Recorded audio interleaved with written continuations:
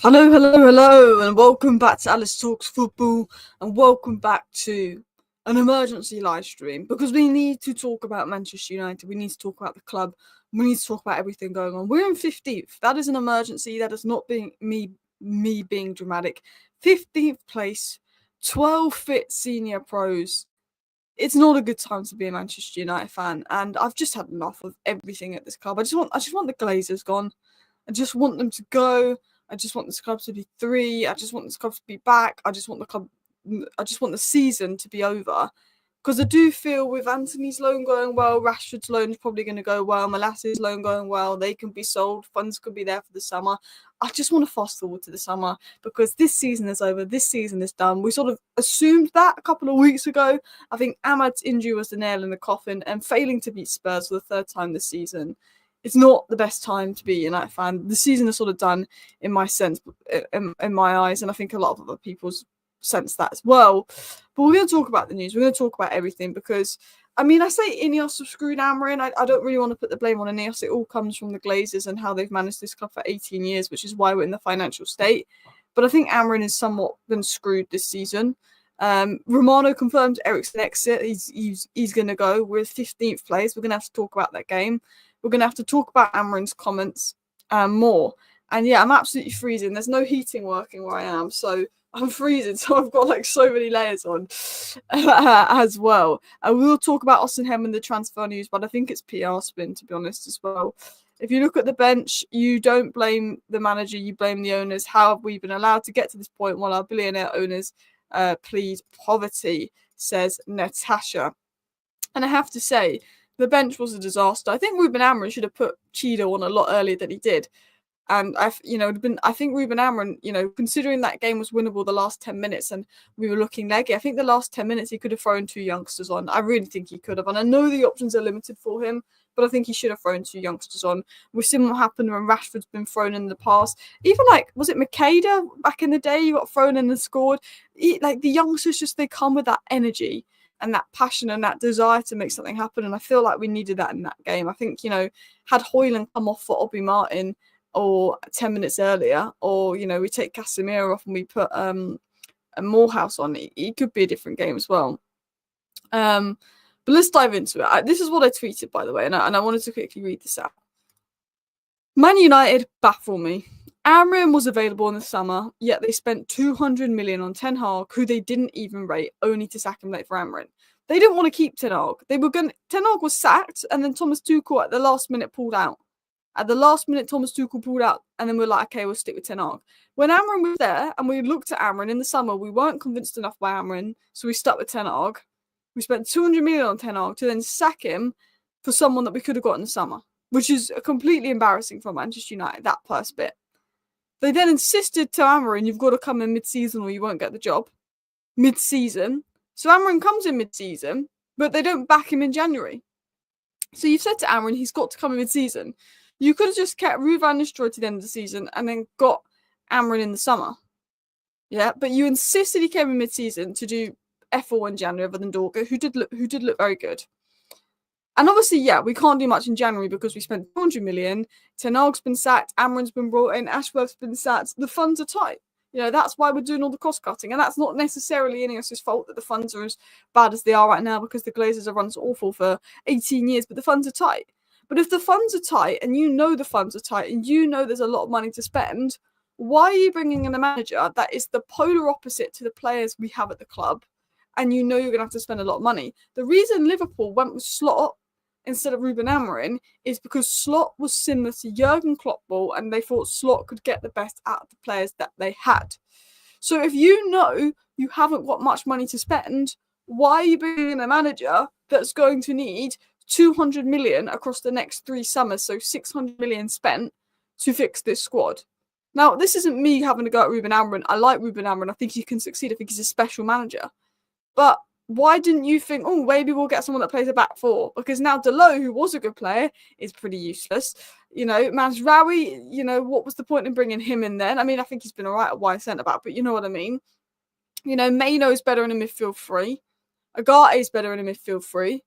So why are we... And Agati played well under Amorim, but you know what I mean? I feel like Bruno's better in a midfield three. where he's more advanced, where is it, Ahmad's the only player that's benefited from this, and obviously Dorgu so far. Why, if you know you've got no money to spend because we're tight on funds, are you bringing in a manager where you've got to spend a lot of money because he's so different to what we have?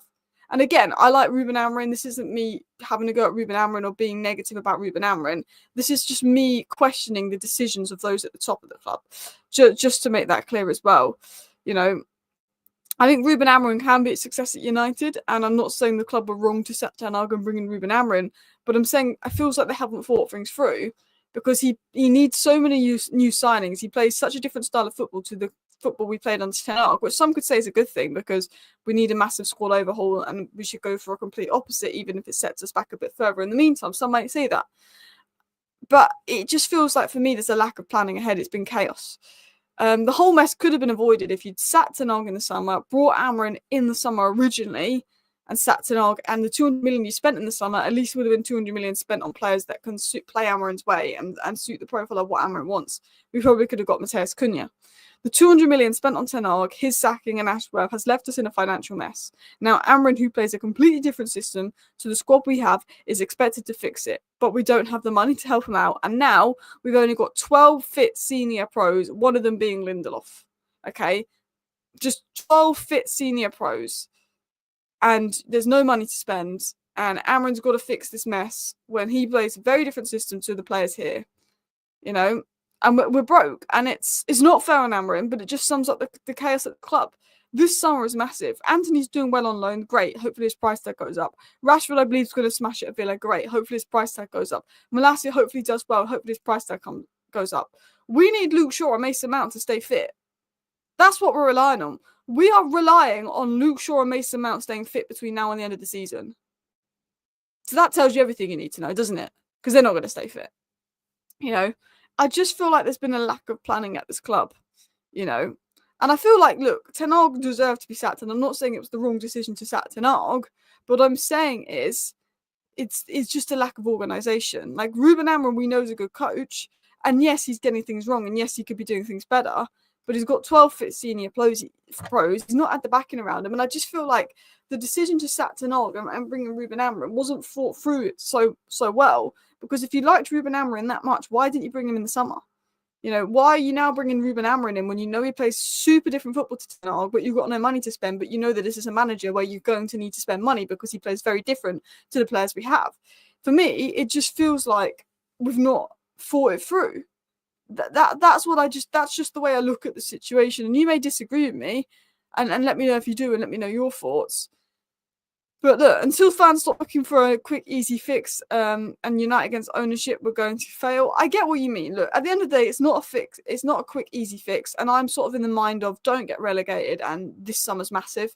Like, that's my mindset of this summer's massive. If we get this summer right, if we can get players out and get players in, I think we can be so much better under Ruben Amorim next season. I'm in that mindset. The biggest problem at the club is those at the top. The biggest thing that needs to be sorted is this summer. We need to have a good summer. We need to sort out things this summer. 100%. It's. I get what you mean, but it's hard. It's not a quick, easy fix. It's not Ruben Amorim comes in and fixes it. I've said so many times, and one of the reasons I was skeptical about Ten Hag being sacked is I said because I don't believe a new manager comes in and fixes it like everyone thinks, and we've seen that it doesn't. The one good thing about Ten Hag being sacked is we actually played Amad Diallo, which should have happened ages ago. But it's not just sacking the manager and things will change. There needs to be changes at the top of this club. And there needs to be a good summer. And there needs to be backing of Ruben Amorim in the summer. And it's not going to be a quick, easy fix. But it's frustrating because we've gone from rebuild to rebuild to rebuild to rebuild. And new manager. And I spoke about this in my live show yesterday. But we seem to find a new rock bottom under every manager. Rock bottom was Van Gaal just missing out on Champions League because of goal difference. And I think we bottled that West Ham game. Rock bottom a couple of years ago was we won the FA Cup, but we missed out on the Champions League by goal difference. And Van Gaal got sacked for that, and he probably needed to go because the football was boring. But we thought that was rock bottom. Then under Mourinho, it got more toxic. It was more fallouts. We slipped further down the league. We thought we found the new rock bottom. Then Ollie comes in, and it was pretty poor under Ollie, but when Ragnick came in, it was just toxicity. It was crap. We finished 6th place, worst ever finish, and we think, oh, that's rock bottom. And then we found a new rock bottom under Erik ten Hag last season, and we found a new rock bottom this season under Ruben Amorim. The worst thing about this club is I feel like every cycle, it gets worse and worse and worse and worse and worse. And I'm constantly feeling like, oh, we found a new rock bottom. And I hate that feeling. I hate that feeling because every time I say, surely it can't get worse, it does. I mean, surely it can't get worse than this, but Ahmad's injured. You know, how does it get worse than this? Well, Bruno getting injured, that would make it worse than this. You know, we've got to touch wood that no one else gets injured because we've got 12 fit senior pros. Now, the good thing, I guess you can say, is that Yoro, Agati and Collier are expected to be back in the next few weeks, but it's worrying. Like, I am worried as a Man United fan as well. And I don't like that. I don't like being negative. But, you know, I feel like I'm ready to blow with this club. I feel so frustrated as well. And the United board, not the players or manager, is to blame. Just look at who's left. They're thriving elsewhere. To an extent, it's frustrating how players leave United other than Sancho have just become good. But I knew Anthony was going to be given more space as well. David Moyes has come into Everton and won more points than Amorim already. Has he actually? It's difficult because Amorim's not the issue, and I get that he doesn't want to change his system because he wants the players to learn the system. But I do think that Amorim could be doing better. I do. I think the players are crap, and I think he's not been backed and everything. But I do think Amorim has got things wrong and could be doing better. I feel it was unfair towards the youngsters yesterday. Then Ruben could have only kept Obi Martin on the bench. That's how I feel. Yeah, I would have liked the youngsters to come on early, and I think Amorim's got things wrong. I think Amorim's, but look, I'm not going to turn on Amorim or anything like that. It'd be ridiculous to do that. You know, you've got to look at the bigger picture. And I want Amorim to succeed, and with the right backing and the right summer, I think he can succeed. But, you know, we're in a situation where people are saying we shouldn't have sacked ten Hag. I mean, we probably should have sacked ten Hag. You know, it's his signings at the end of the day, and he was crap last season. He was crap this season. You know, I think ten Hag should have been sacked. And I liked ten Hag, and I wanted to give him time. But I don't think we can be sitting here saying we shouldn't have sacked ten Hag.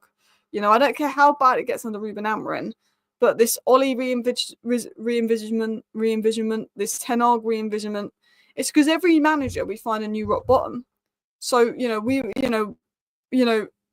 ten Hag era ended worse than the Mourinho era. The Mourinho era ended worse than the Van Gaal era. And the Amorim era started worse than the Ten Hag era. So I feel like we do this re-envisionment of, Ten Hag, Ollie re-envisionment, where it's just like, look, every manager got sacked for a reason. It wasn't that any other Man United managers got sacked unfairly. So while things might be worse now, let's not do this, we should bring Moyes back, or we should bring Eric back, or we should bring Ollie back. There's a reason they got sacked. There's a reason they all got sacked. You know, do you think Xerxes looks fitter? I do. Actually, I'm going to talk about that later in the show, but I do think Xerxes looks fitter. That's something I noticed as well. We need to sell a lot of players. We do. And I'm glad Anthony's loan is going well, because that's going to put us... I thought Anthony was unsellable, but Anthony could be sellable now. Actually, this gives exactly what Amorim needs, the answer to what's wrong and fix in the summer. The only thing I can think of is Amorim playing his way now and things looking so bad now means Amorim's got a very clear picture of who needs to go in the summer and what he needs. I guess you can see it that way as well. Poor Cheeto only getting 3 minutes. Yeah, he should have got at least 10 minutes. What was he going to do? What was he going to do in 3 minutes as well? Amorim did not want to throw the young players under the bus yesterday. Not ideal for debut. I get that, but I think the game was there, and I think we just needed someone to come on with a bit of desire. And I think I would have given Cheeto 10 minutes, in my opinion, as well. Ollie never won anything. Do you know what, though? Our best period, I think, was that spell when we came second under Ole Gunnar Solskjaer. No, actually, our best period was the second season under Mourinho, where we came second and Pogba was balling out. Do you know what's sad? Is I'm seeing clips on TikTok and stuff of Manchester United, and it was like Lingard, Rashford, Martial, Pogba, Lukaku, they're all just balling it out for United. And it's just like, those were the good days. In the last 10 years, those were the good days when Martial was playing some amazing football, when Rashford was electric, when Lingard was running into space and being all technical and picking out these great passes. You know, Lukaku had good moments, Paul Pogba. You know, I'm looking back at, Paul Pogba, Martial, Lingard, Rashford, I'm saying, these were fun. I enjoyed watching United, and we may have only been a top 4 team back then, Well, we do anything to be a top 4 team now. We shouldn't, but we just want to be a top 4 team right now. I mean, we want to obviously win titles and win the league, but, we'd be all gassing about getting back in the top 4. But back then it was like, we'll either get in the top 4 or we'll just miss out. Right now we're nowhere near the top 4. And people are saying Lingard and Pogba and Rashford ruined the culture at Man United. No, they didn't. If you think Lingard, Rashford and Pogba ruined the culture at United, you're stupid. They were silly. They had fun. They danced in the dressing room. But the way we were under Lingard, Pogba, Rashford, Lukaku, all get accused of ruining the culture at United, was a lot better than we are now. And the culture was not ruined by not one single player. The culture was not ruined by 2 or 3 players. The culture was ruined by the people at the top of the club having zero ambition as well. But that's the position we're in.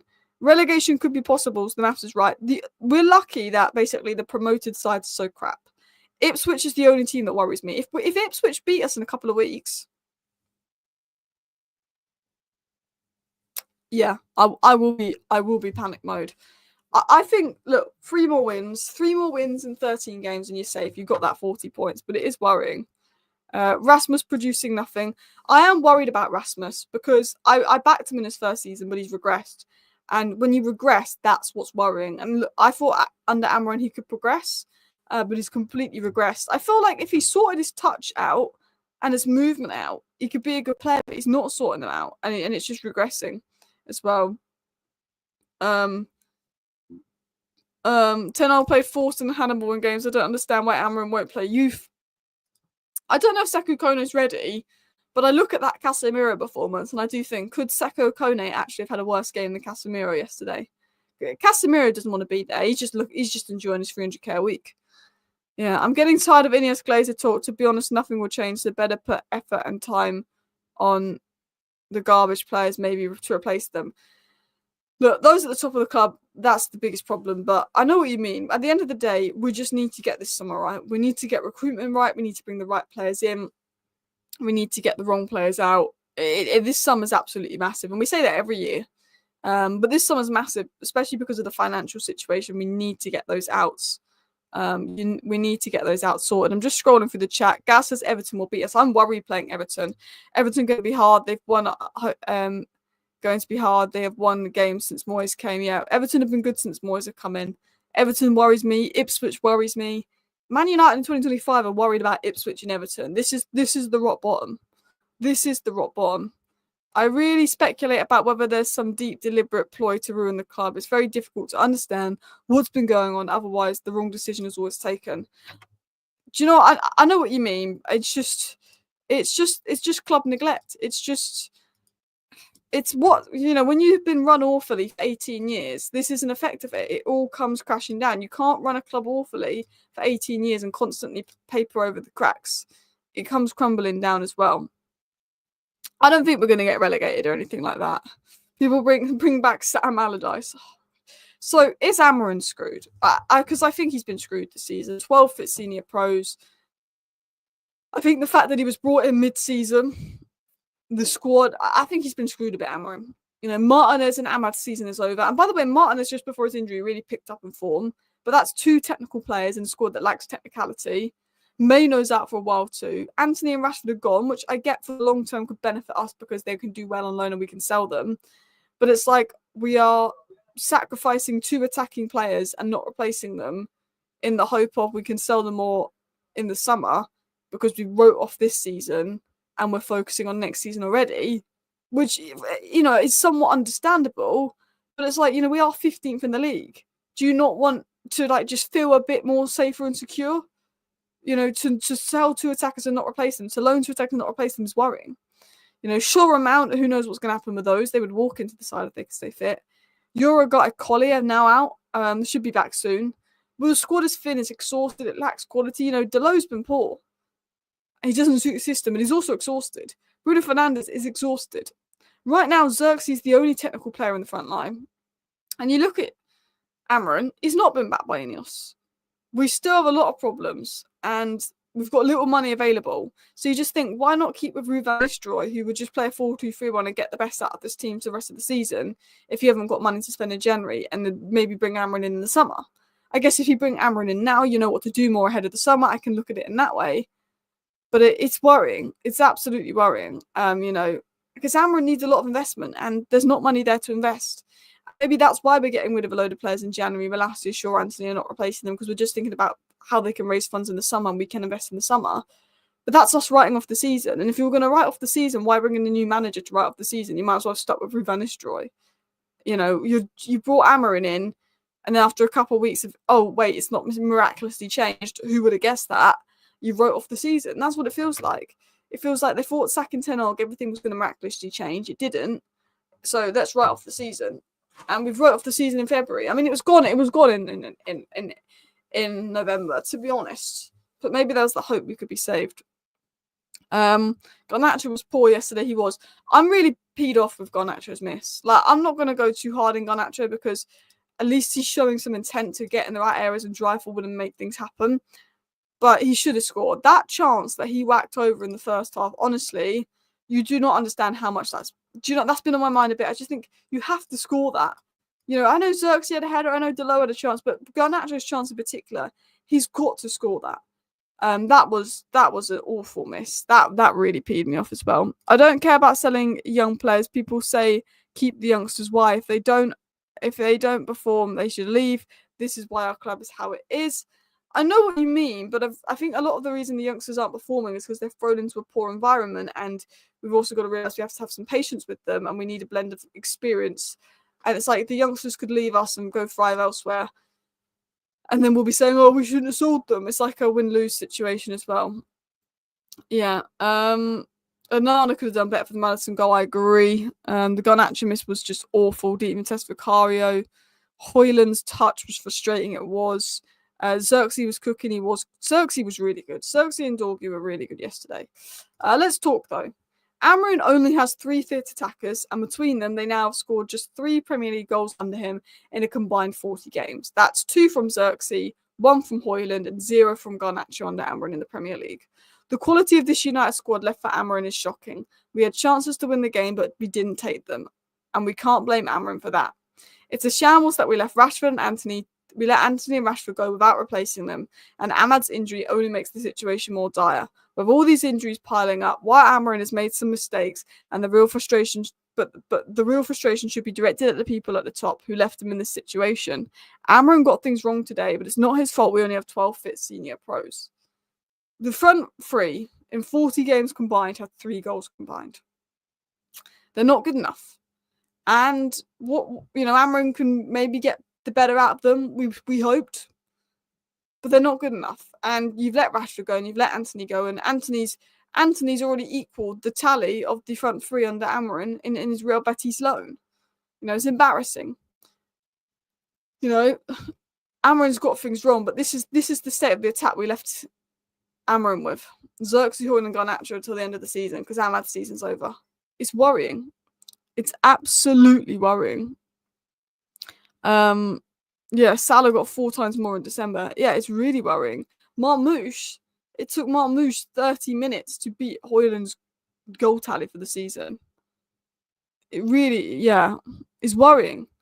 But let's continue on, because we're talking about funds being freed up for the summer. Anthony and Rashford's loan, I get it's long-term planning. They do well. We sell them. We're in a better position for the summer. Another boost in regards to the summer is Erisken. Erisken will soon start exploring options for his next chapter, as he's set to leave Manchester United at the end of the season. His contract will not be extended, and Erisken will be a free agent. It's been confirmed by Fabrizio Romano that Erisken will leave Manchester United. Eriksen's Manchester United exit has been confirmed. Again, that's going to save us about 10 million euro in wages, so we can look at it from that perspective. Erisken was absent just due to illness. He should be back soon, and he could play in that 10 role as well. But that's probably one more exit of United. I think Malacia, Rashford, and Anthony will go if they do well. And then I think the big focus is getting Casemiro out. McTominay be doing quite well as a 10 under Ruben Amorim, and that's the mad thing.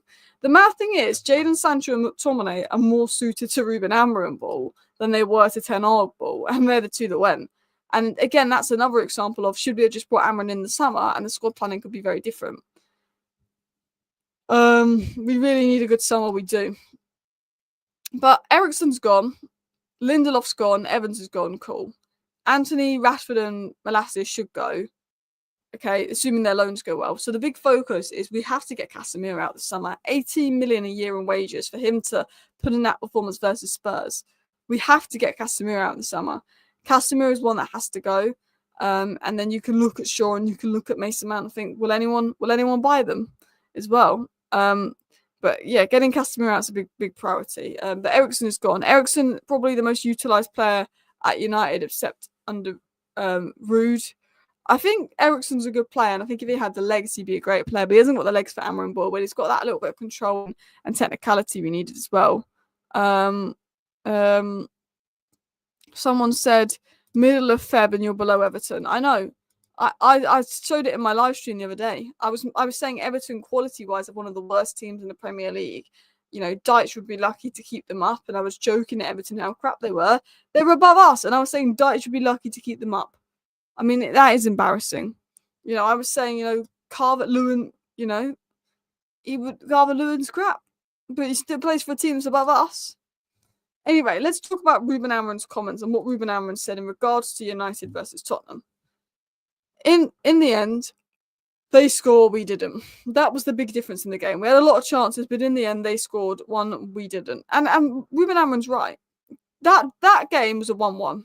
That game was a 1-1. That would have been a very fair draw. I think a draw would have been a very fair score for the game, but we couldn't hit a barn door. We are struggling to create chances and score goals.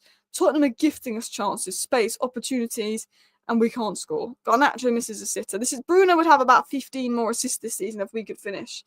And Ten Hag got sacked because versus West Ham, we could have been 4-0 up, and we ended up losing that game because we couldn't score versus West Ham. And that's what got Ten Hag sacked. And I have to say, sometimes it's just the finishing from the players.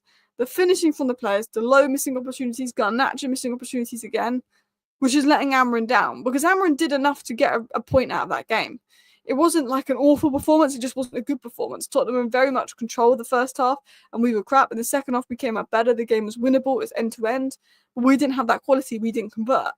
And on another day, we score and we get a point out of that game, and it's not as bad. But Ruben Amorim said that he's not worried. He understands our fans, what the media think about it. He said he hates to lose and the feeling is the worst. But he said the rest, I'm not thinking about it. I'm here to help my players. I understand my situation, my job. I'm confident on my work and I just want to win games, said Ruben Amorim. And we've got to trust Ruben Amorim to make it work, to get the best out of these players. That's what I want to see. And I hope that happens under Ruben Amorim. But we're not seeing the progress yet. But he's only got 12 fit players, so we couldn't hit a barn door. We generally couldn't hit a barn door. Honestly. I see no progress, and that's worrying. I do as well. I think also, though, that the injuries and the fact that it's a completely new system and he's had no one really coming other than Dorgu, it makes, I wasn't expecting crazy change, but I would like to have seen a bit more progress, or at least one or two players developing a bit more. I think Amorim will be back in the summer. I think so. I think the way that they let Rashford and Antony go without bringing anyone in January to replace them says to me that they're focused fully on the summer, getting players out so they can back him. But you never know. Man United don't fail to disappoint, do they? Man United would do well in NFL with bigger goals. We'd probably still miss. Amorim just takes... Amorim just seems to stoke the fire constantly. He seems like he wants a big payout to me. I don't think so. I think he wants to succeed. I just think he probably didn't realise how hard this Man United job was going to be. I think, the players are the biggest problem, and he's probably frustrated with them.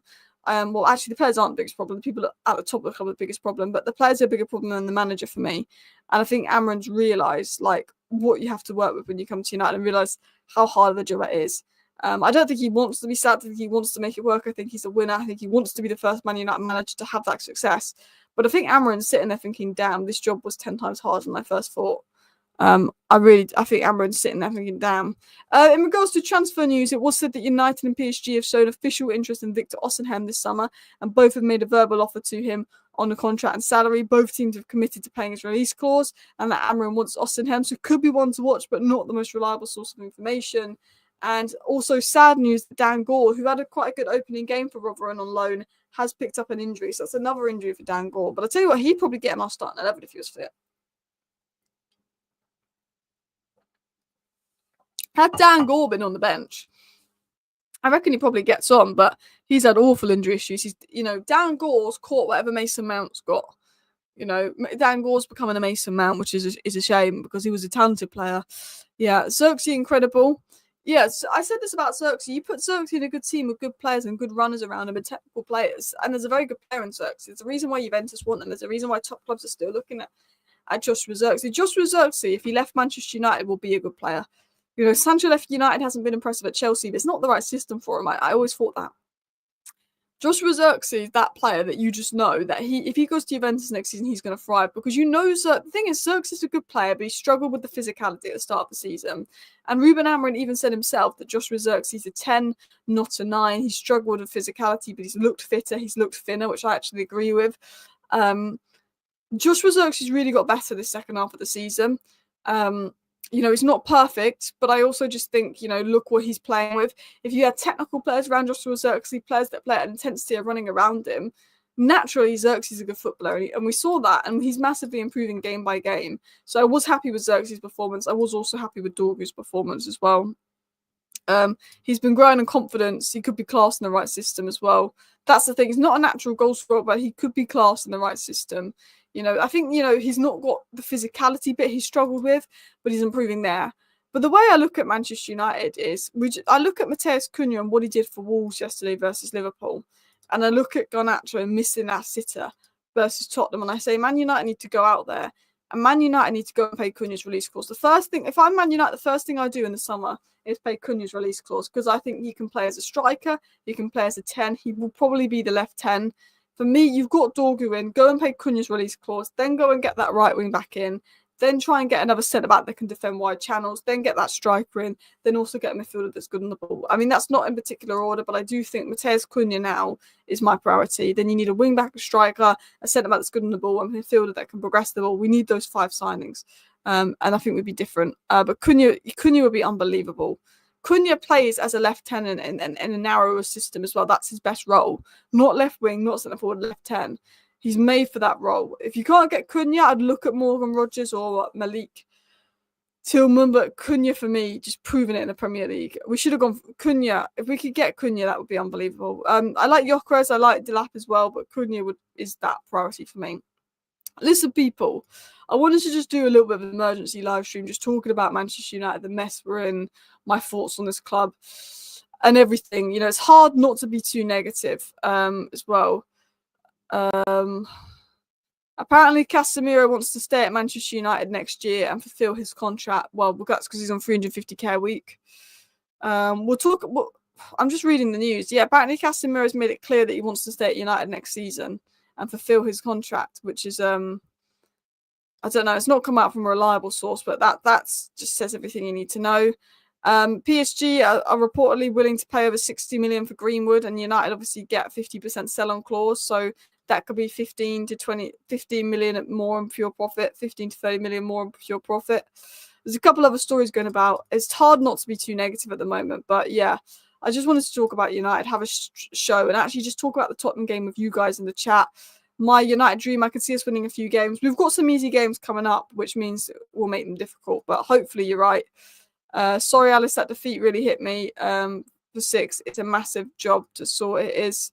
Cunha would be expensive, yeah, 60 million release clause. Yeah, someone said, I wouldn't be surprised if Liverpool go for a that performance at Anfield. I don't think I think he's the perfect fit for our system. That's the thing. But will he want to come to us after how we've been playing and the state that we're in as well? Rebuilding the whole squad will be expensive for you, and you are limited on spending. So will rumours resurface about Maino being sold? Yeah, Maino could be sold. Garnacho could be sold. It's going to be a busy summer, and yeah, I'm just a bit depressed about everything going on at United. So I thought I'd do a little emergency show and talk about it with you guys. But look, big up everybody for tuning into today's show. There is rumours about Qatar going back in for United, but they're completely made up and false. So don't buy into them. Thank you for watching. Bye.